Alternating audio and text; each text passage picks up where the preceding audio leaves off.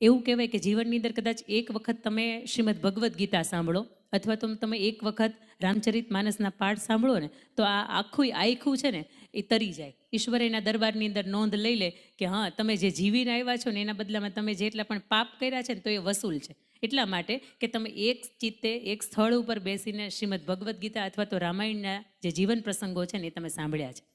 હજી દુનિયા ટેકનોલોજીનો યુગ કે વિજ્ઞાન એવું કહેતા હશે કે રામ સેતુ તો કાંઈ નથી, પણ રામ સેતુના જે પથ્થરો છે એના અવશેષોનું જ્યારે એની ઉપર એનાલિસિસ કરવામાં આવે ત્યારે એની અંદર જોવા મળે કે આ રામ સેતુના જે પણ પથ્થરો છે ને એની અંદર કોઈ સિમેન્ટથી કે કોઈ રીતે બનાવવામાં નથી આવ્યો, પણ એ રામ સેતુના જે પથ્થરો છે ને આટલા વર્ષો જૂના છે. અને ત્યારે વિજ્ઞાનને પણ સાબિત કરવું પડે કે નહીં, રામ સેતુનું નિર્માણ અહીંયા સિમેન્ટ વગર કે એવી રીતે થયું હતું.